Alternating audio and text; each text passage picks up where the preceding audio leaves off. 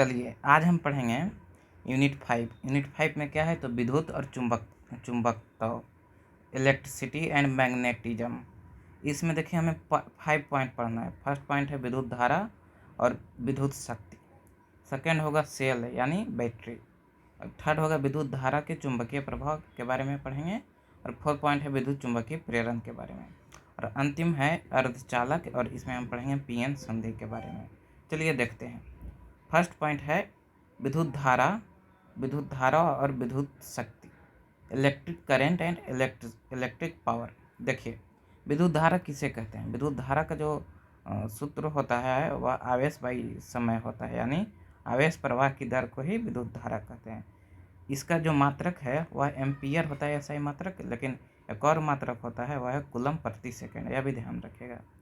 एक यहाँ पे नोट करके लिखिएगा कि विद्युत धारा का जो मापने वाला यंत्र होता है उसको बोलते हैं एमीटर।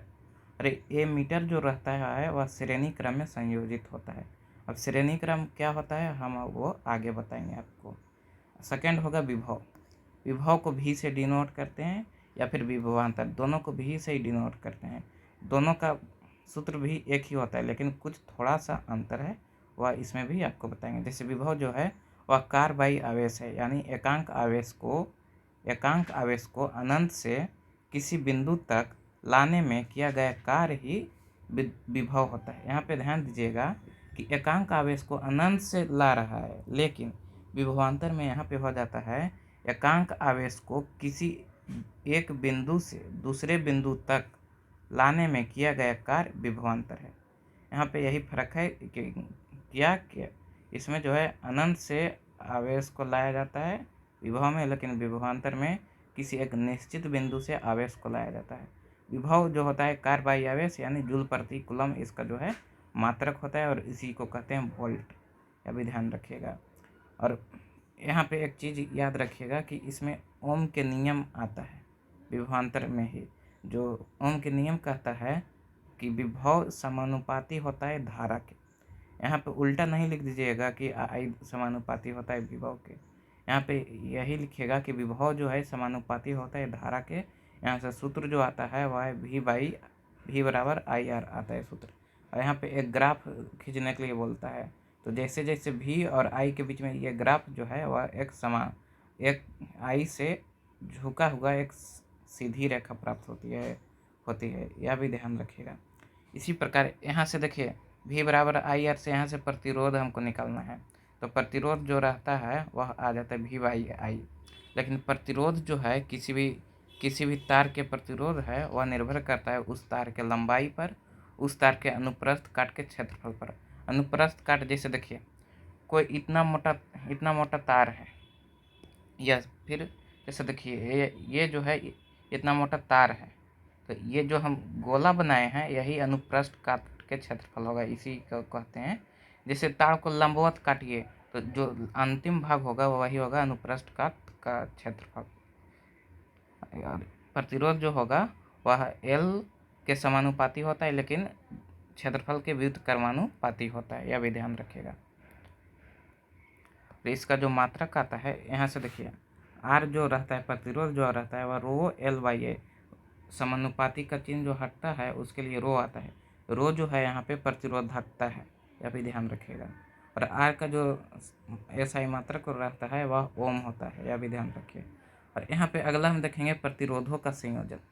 मान लीजिए दो प्रतिरोध है, उसको हम संयोजित करते हैं तो किस प्रकार से होता है। जैसे एक है श्रेणी क्रम संयोजन।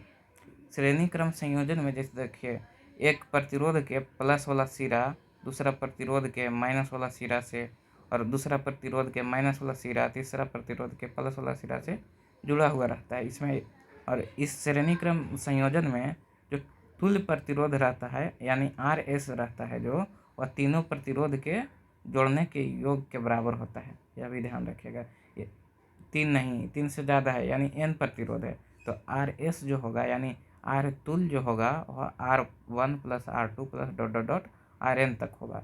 इसी प्रकार सेकंड होता है पार्श्व क्रम संयोजन में। पार्श्व क्रम संयोजन में देखिए एक प्रतिरोध के माइनस सिरा दूसरा प्रतिरोध के माइनस सिरा से, और एक प्रतिरोध के प्लस सिरा दूसरा प्रतिरोध के प्लस सिरा से। इसी प्रकार दूसरा प्रतिरोध के माइनस सिरा, तीसरा प्रतिरोध के माइनस सिरा से, और तीसरा प्रतिरोध के प्लस सिरा सेकेंड प्रतिरोध के प्लस सिरा से जुड़ा हुआ रहता है। इसमें होता क्या है, जैसे देखिए इसमें तुल्य प्रतिरोध जो होगा वह 1/RP जो होगा 1/RP वह होगा 1/R1 + 1/R2 dot dot dot 1/Rn तक पार्श्वक्रम संयोजन में। अब अगला जो आता है वह है विद्युत शक्ति। विद्युत शक्ति को कहते हैं इलेक्ट्रिक पावर, इसको P से सूचित करते हैं। P जो होता है यानी शक्ति जो होता है वह कार्य करने की दर होता है। कार्य करने की दर यानी W/T। यहाँ जो W/T है वह परिभाषा से आता है इसका। और W/T के बाद जैसे देखिए आप पीछे देखे हैं कि V का जो होता है फार्मूला, जैसे देखिए V यानी विभव का जो होता है वह कार्य बाई आवेश होता है, कार्य बाई आवेश। तो यहाँ पे देखिए कार्य जो होगा कार्य के हो जाता है V इंटू क्यू। क्यू क्या है, तो आवेश है, तो V into Q by T, और क्यू बाई टी हो जाता है आई, तो VI ये हो गया। इसी प्रकार यदि ओम के नियम से हम V बराबर IR लिखते हैं तो यहाँ पे I² R हो जाता है। इसी प्रकार I का मान रखते हैं तो V² R यहाँ पे आ जाता है। यहाँ पे ध्यान दीजिएगा कि वर्क, हीट और एनर्जी जो है वह सेम होता है, और वर्क बराबर होता है P इंटू टी, यहाँ से निकला है P इंटू टी, P बराबर W/T से। और P इंटू टी यानी P का जितना चारों फार्मूला है ये, इसमें T से गुना कर दीजिएगा तो वर्क का सूत्र आ जाता है, यानी V यहाँ से आ गया, VIT हो गया I²RT, V²T/R। I²RT को कहते हैं ऊष्मा के तापन नियम, या फिर इसको बोलते हैं जूल के तापन नियम। तो यहाँ पे ध्यान दीजिएगा कि वर्क, हीट, एनर्जी के मात्रक जो होता है वह वाट इंटू सेकेंड होता है जिसको कि जूल बोलते हैं। और यहाँ पे एक जैसे व्यावहारिक मात्रक जो होता है वर्क के या फिर हीट के या फिर एनर्जी के, वह होता है 1 kWh। इसी को बोलते हैं 1 यूनिट, जो होता है 3.6 × 10⁶ जूल के इक्वल। यह भी ध्यान रखिएगा। यहाँ पे जैसे लिख रहे हैं H बराबर I²RT को धारा के उसमें प्रभाव कहते हैं, या फिर H बराबर I²RT को जूल के तापन नियम भी कहते हैं। यह भी ध्यान रखिएगा। H यहाँ पे W भी लिख सकते हैं, E भी लिख सकते हैं, उससे नहीं फर्क पड़ता है, ठीक है। जैसे यदि H हीट के लिए बोलेगा तो I²RT, एनर्जी के लिए बोलेगा तो I²RT, वर्क के लिए बोलेगा तो I²RT, कुछ भी हम लिख सकते हैं। अब अगला जो आता है वह है सेल के बारे में पढ़ना है। सेकेंड पॉइंट जो है वह सरल सेल तथा सूक्ष्म सेल के बारे में हमें इस पॉइंट में पढ़ना है। जैसे देखिए फर्स्ट जो है सरल सेल, इसको गैल्वेनिक सेल भी बोलते हैं सरल सेल को। इसमें होता क्या है, जैसे दो बीकर लेते हैं, दो बीकर में दो छड़ लेते हैं, एक तो जिंक के छड़, ये देखिए जिंक के छड़ है, और सेकेंड कॉपर के छड़। कॉपर के छड़ वाला बीकर में कॉपर के सल्फेट विलयन लेते हैं CuSO4, और जिंक के छड़ वाले बीकर में जिंक के सल्फेट विलयन लेते हैं यानी ZnSO4। और दोनों बीकर को एक बांध से, ये जो है ये बांध नियन जो दिख रहा है, ये अगर जेली है और KCl है, पोटेशियम क्लोराइड है, उसके द्वारा जोड़ा जाता है दोनों बीकर को। और जिंक का छड़ जो है वह एनोड बनता है, एनोड यानी माइनस बनता है एनोड।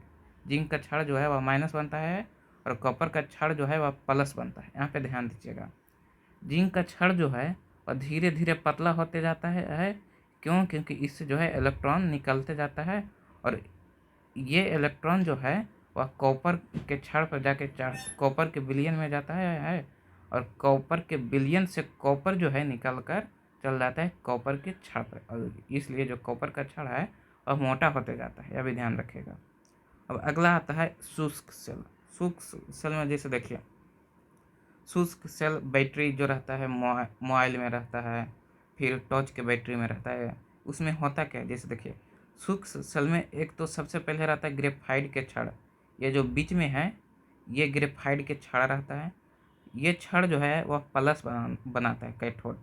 उसके बाद दोनों ओर ग्रेफाइट के छड़ के दोनों ओर एक तो रहता है NH4Cl, और दूसरा रहता है मैग्नीशियम ऑक्साइड MnO2। एक परत ये रहता है, उसके बाद इसके बाद अगला परत जो रहता है वह ZnCl4 के परत रहता है। और उसके बाद जो रहता है, उसके बाद रहता है यह जिंक के प्लेट। ये जो लास्ट में है जिंक के प्लेट है, और जिंक को प्लेट को ही हम इस बैटरी में नेगेटिव टर्मिनल बनाते हैं, यह भी ध्यान रखिएगा। अब अगला जो आता है वह है सेलों का समूहन। जैसे हम आर के समूहन देखे हैं, रेसिस्टेंस के समूहन देखे हैं, उसी प्रकार सेल का भी समूहन देखेंगे। फर्स्ट समूहन आता है श्रेणी क्रम समूहन। श्रेणी क्रम समूहन में फर्स्ट बैटरी जो है उसका माइनस सिरा सेकेंड बैटरी के प्लस सिरा से जोड़ते हैं, और इसी प्रकार सेकेंड बैटरी के माइनस सिरा थर्ड बैटरी के प्लस सिरा से जोड़ते हैं। तो श्रेणी क्रम समूहन में देखिए क्या होगा। श्रेणी क्रम समूहन में जब भी कोई भी बैटरी को जोड़ते हैं तो जो उसमें प्रवाहित धारा होता है वह NE यहाँ पे जैसे क्या है तो विद्युत वाहक बल है, by R plus NR। Capital R यहाँ पे प्रतिरोध है, लेकिन स्मॉल r जो है वह आंतरिक प्रतिरोध है, बैटरी का आंतरिक प्रतिरोध है, यह भी ध्यान रखिएगा। लेकिन यहाँ पे एक चीज़ ध्यान रखिएगा कि इसमें जो है कोई लाभ नहीं होता है श्रेणी क्रम समूहन में। क्यों नहीं होता है? जैसे यदि R जो है, R बहुत छोटा है स्मॉल r से, यानी प्रतिरोध जो है बहुत छोटा है आंतरिक प्रतिरोध से, तो I का जो मान आता है वह E/R यानी विद्युत वाहक बल गुने आंतरिक प्रतिरोध आ जाता है, जो कि एक ही बैटरी का धारा निकल पाता है इसलिए इससे जो है कोई लाभ नहीं हो पाता है, यह ध्यान रखिएगा। और सेकंड जो है वह है समांतर क्रम संयोजन। समांतर क्रम संयोजन में वही होगा, प्लस को प्लस के साथ माइनस को माइनस के साथ तीनों बैटरी को जोड़ते हैं। तो यहाँ पे देखिएगा इसमें विद्युत धारा जो है वह बहता है NE by small r plus NR, यह ध्यान रखिएगा। लेकिन इसमें जो है धारा बहता है तो इसमें फायदा होता है। जैसे देखिए यदि R जो है, यदि प्रतिरोध जो है वह बहुत ही छोटा है आंतरिक प्रतिरोध से, तो I जो है निकलने वाला जो धारा होगा वह M इंटू ई। यहाँ M क्या है तो M सेल के संख्या को दर्शा रहा है, M इंटू E/R हो जाता है। R जो है स्मॉल r है यहाँ पे, यानी आंतरिक प्रतिरोध। यहाँ पे जैसे जितना सेल होगा उतना गुना इसका धारा जो है बढ़ते जाता है, लेकिन श्रेणी क्रम संयोजन में एक सेल के जैसा ही धारा निकलता है, इसलिए यह जो है समांतर क्रम संयोजन, इसमें फायदा होता है। अगला आता है मिश्रित क्रम संयोजन। मिश्रित क्रम संयोजन में जैसे देखिए n बार हो, जैसे कि एक बैटरी का सिरा है वह प्लस वाला सिरा उसका दूसरा बैटरी के माइनस में जुड़ा है, इस प्रकार से ये n बार है एक ही सीरीज समांतर में, एक ही श्रेणी में, लेकिन यह अनेक बार हो रहा है। जैसे n बार हो रहा है इस ओर और m बार हो रहा है नीचे की ओर, यानी समांतर क्रम में m बार हो रहा है और श्रेणी क्रम में n बार। तो इसमें जो विद्युत धारा बहता है उसका मान होता है NMF by M capital R plus N small r। ध्यान रखिएगा, इसमें जो है आपको यदि क्वेश्चन आएगा तो इसी से आ सकता है।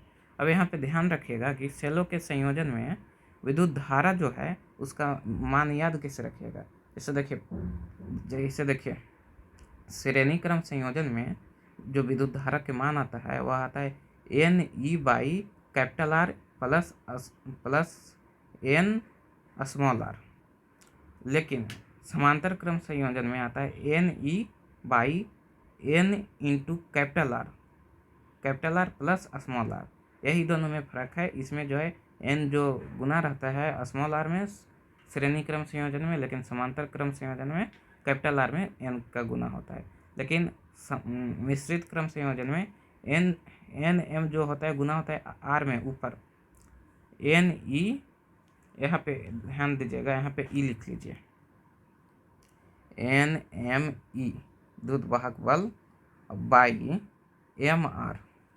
बाई MR प्लस M जो होगा वह गुना होगा कैपिटल R के साथ, और N जो होगा गुना होगा स्मॉल r के साथ। M क्या है यहाँ पे तो M जो है समांतर क्रम संयोजन में जुड़ा बैटरी की संख्या है, लेकिन N जो है वह श्रेणी क्रम में जुड़ा बैटरी की संख्या है, यह भी ध्यान रखिएगा। अब अगला आता है विद्युत धारा का चुंबकीय प्रभाव। विद्युत धारा का चुंबकीय प्रभाव, magnetic effect of electric current. इसमें जैसे हम देखेंगे, इसमें मुख्य रूप से हम 3 नियम देखेंगे। फर्स्ट नियम है दक्षिण हस्त अंगुष्ठ नियम, या फिर इसको बोलते हैं मैक्सवेल का कॉर्क स्क्रू नियम। इसमें दायां हाथ के अंगूठा को धारा के दिशा में रखें और मुट्ठी मूंदने पर अंगुली के जो दिशा होता है वही धारा की दिशा होगा, यह भी ध्यान रखिएगा। दायां हाथ वह हाथ है जिससे आप खाना उना खाते हैं आमतौर पर। इसी प्रकार अब सेकेंड नियम जो आता है इसमें वह है फ्लेमिंग के बाम हस्त नियम। यह जो होता है इसका शॉर्ट ट्रिक है FBI, ध्यान रखिएगा। ये जो है बल के दिशा निकाला जाता है इस नियम से, बल के दिशा। जैसे देखिए बायां हाथ को, जिससे आप हमेशा आमतौर पर नहीं खाते हैं, उस हाथ को लीजिए, उस हाथ में अंगूठा की ओर बल दर्शाया जाता है। तर्जनी, अंगूठा के बगल वाला जो रहता है उसको तर्जनी बोलते हैं, उसमें चुंबकीय क्षेत्र, और विद्युत धारा जो रहता है वह मध्यमा दर्शाता है। इसमें जैसे 2 चीज़ दिया रहेगा आपको, विद्युत धारा दिया रहेगा, विद्युत धारा की दिशा, और चुंबकीय क्षेत्र की दिशा रहेगा, तो उस पर बल की दिशा किस ओर लगेगा, तो फ्लेमिंग के बाम हस्त नियम से FBI के अनुसार निकाल लीजिएगा आप। अब अगला आता है फ्लेमिंग के दक्षिण हस्त नियम। यह होता है VBI, वह होता है FBI, यह होता है VBI। तो जिससे आप खाना खाते हैं उसमें याद कीजिएगा। जैसे देखिए अंगूठा जो रहता है, इस नियम से धारा की दिशा निकाला जाता है, यह भी ध्यान रखिएगा। अंगूठा जो रहता है वह चालक के गति की दिशा दर्शाता है, और उसके बाद तर्जनी जो रहता है वह चुंबकीय क्षेत्र की दिशा दर्शाता है, और मध्यमा जो रहता है वह विद्युत धारा की दिशा दर्शाता है, यह भी ध्यान रखिएगा। अब अगला जो आता है टॉपिक वह है विद्युत चुंबकीय प्रेरण और अर्धचालक डायोड। विद्युत चुंबकीय प्रेरण और अर्धचालक डायोड। फर्स्ट इसमें है विद्युत चुंबकीय प्रेरण। देखिए किसी भी चालक के चुंबकीय क्षेत्र यदि परिवर्तित होती है तभी उस चालक में विद्युत धारा का उत्पन्न होता है, यह ध्यान रखिएगा। लेकिन यहाँ पे एक और बात है, जैसे एक आता है विद्युत फ्लक्स। विद्युत फ्लक्स क्या है, तो पृष्ठ से, कोई भी पृष्ठ है उस पृष्ठ से लंबवत गुजरने वाली विद्युत क्षेत्र रेखाओं की संख्या को विद्युत फ्लक्स कहते हैं। विद्युत फ्लक्स को दर्शाते हैं फाई ई से। फाई जो है फ्लक्स को दर्शाया जाता है और ई जो है विद्युत को, इलेक्ट्रिसिटी को दर्शाता है। अब यहाँ पे देखिए विद्युत फ्लक्स का जो सूत्र होता है वह Q phi E is equal to होता है E इंटू पृष्ठ के संपूर्ण क्षेत्रफल। E यहाँ पे है विद्युत क्षेत्र, और A पृष्ठ क्षेत्रफल जो है A है, तो यहाँ पे जो होगा E1 cos थीटा होगा। इसका जो मात्रक आता है वह वेबर आता है, ध्यान रखिएगा। विद्युत फ्लक्स का मात्रक है वेबर, लेकिन चुंबकीय फ्लक्स का मात्रक जो है वह टेस्ला आता है, वह भी ध्यान रखिएगा। अब इसमें सेकेंड पॉइंट आता है कि धारा के प्रकार। धारा के 2 प्रकार होता है, AC धारा और DC धारा। AC धारा में जो है उसका दिशा हमेशा बदलते रहता है, और DC धारा में एक ही दिशा में होता है, फ्लक्चुएशन। अब अगला आता है PN संधि। P तथा N अर्धचालक। फर्स्ट है P टाइप अर्धचालक, सेकेंड है N टाइप अर्धचालक। P टाइप अर्धचालक में होल की संख्या जो रहता है वह इलेक्ट्रॉन से ज़्यादा रहता है, यह ध्यान में रखिएगा। और N टाइप अर्धचालक में इलेक्ट्रॉन की संख्या जो रहता है वह होल से ज़्यादा रहता है। तो P टाइप अर्धचालक में जो है वह होल रहता है, और N टाइप अर्धचालक में इलेक्ट्रॉन रहता है, यह भी ध्यान रखिएगा।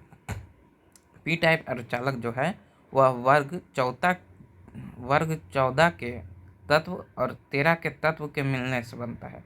लेकिन यहीं पर N टाइप का अर्धचालक जो है वह वर्ग 14 के तत्व प्लस में वर्ग 15 के तत्व के मिलने से बनता है।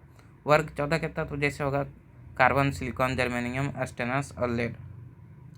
और 13 के तत्व होगा boron, aluminium, gallium, indium, thallium. इसी प्रकार 15 के तत्व है sodium, potassium, arsenic, Sb antimony होगा, और Si होगा। यहाँ पे देखिएगा Sb जो है वह एंटीमनी है। ये जितना भी है इससे जो है N टाइप का अर्धचालक बनता है। यहाँ पे ध्यान रखिएगा 14 वर्ग का जो तत्व है वह दोनों में सेम है, लेकिन 13 और 15 वर्ग के तत्व जो है 13 वर्ग के तत्व है P टाइप में, 15 वर्ग का तत्व है N टाइप में। इतना ध्यान रखिएगा। यहाँ तक जो है आपका ये समाप्त होगा ये इस चैप्टर का पूरा लेक्चर, इस यूनिट का। यदि आपको वीडियो पसंद आया हो तो वीडियो को लाइक कीजिएगा और चैनल को सब्सक्राइब कीजिएगा।